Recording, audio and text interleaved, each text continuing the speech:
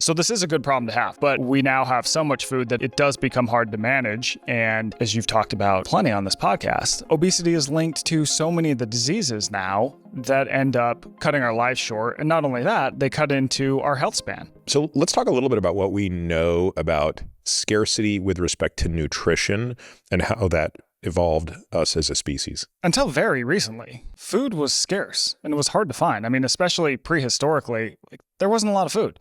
Not to mention, in order to get it, you weren't going down to the 7-Eleven. You would have to hunt, you would have to gather, you'd have to put in energy to get energy. We know it wasn't always easy to come by. It kind of depended on where you lived, obviously. Recently, in the grand scheme of time and space, within the last 100 years, we've been able to produce really an abundance of food. We've engineered our food to be as delicious as possible. And we have so much food now that the average person in America, or America as a whole, we throw out about a third of the food that we produce.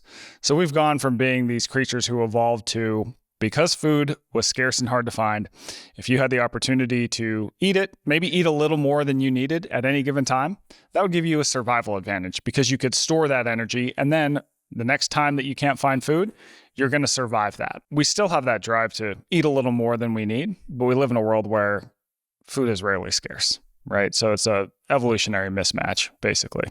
I don't know if you heard me talk about the default food environment. We were talking about it a minute ago, effectively in the pantry exam. We were both talking to each other about the challenges of our pantries.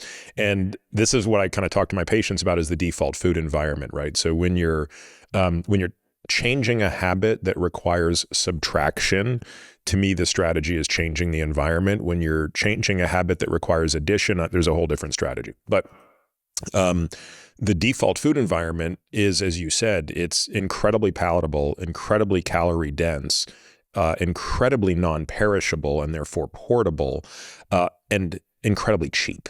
So if you just think about dollar per kilojoule, you can't fathom how remarkable this is. And by the way, I don't believe that any of that is particularly nefarious on the part of industry. I think it's solving a problem. Yes. And the solution happened to produce those things that we now have that meet those criteria.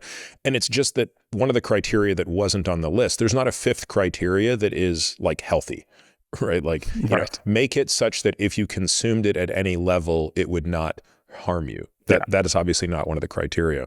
So what do we know about the most contentious topic of them all, which is, what is at the root of the obesity crisis? Because while people can debate that, there's really no debate at the state of our excess nutrition. So, I'll let you give the stats, but we are an overnourished species at this point, that even globally, the state of overnourishment exceeds that of malnourishment. Yeah. So 40 some odd % of Americans are now obese. That number is expected to climb.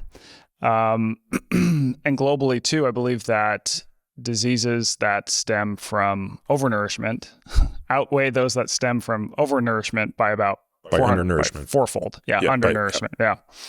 And so, to your point, this is a good problem to have.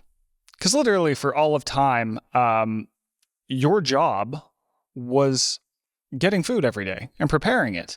All right, so a great example is before we created production lines to make tortillas, Mexican women used to spend 5 hours a day hand grinding corn to make tortillas, right? When we get in food production lines and we sort of start to process our food more, that frees up a lot of time for people. It makes food more abundant. It makes it easier to come by. It makes it cheaper. So today, I think the average American spends about 8% of their income on food. In the past, we used to spend more than 40%. So that's 8 versus 40. 8 versus 40. Wow. So this is a good problem to have. But we now have so much food that it does become hard to manage. And as you've talked about plenty on this podcast, obesity is linked to so many of the diseases now that end up cutting our lives short. And not only that, they cut into our health span. Right? They make us immobile. And I think that leads to some downstream consequences like depression, anxiety. And so it really is, it becomes pernicious over time. And one of the issues is that food will always be rewarding in the short term. right? It's a hard battle to fight.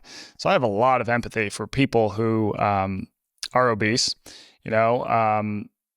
I understand that it's very challenging because we do live in a food environment where you can make that decision for that thing that's going to be delicious, feel good in the short term, but it is too much of it can cause some long-term problems.